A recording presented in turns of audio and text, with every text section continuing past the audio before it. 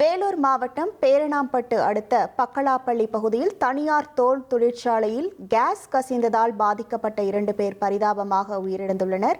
தனியாருக்கு சொந்தமான தோல் தொழிற்சாலையில் காலையில் கேஸ் கசிந்ததில் ஷேக் அலி மற்றும் ஜமால் பாஷா மயங்கி விழுந்தனர். தனியார் மருத்துவமனையில் சிகிச்சைக்காக அனுமதிக்கப்பட்ட நிலையில் சிகிச்சை பலனின்றி இருவரும் உயிரிழந்துள்ளனர்.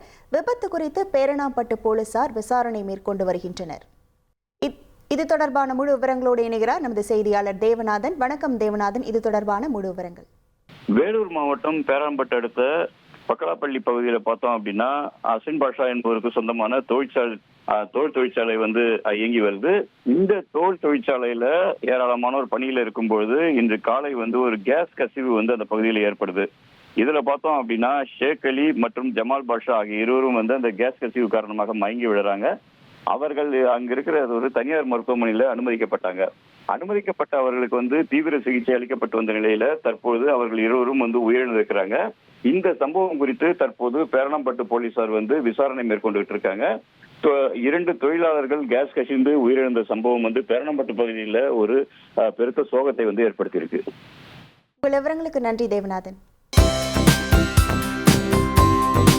தந்தி டிவியை உங்கள் கேபிள் டிவி ஆபரேட்டரிடம் இலவசமாக கேட்டு பெறுங்கள்.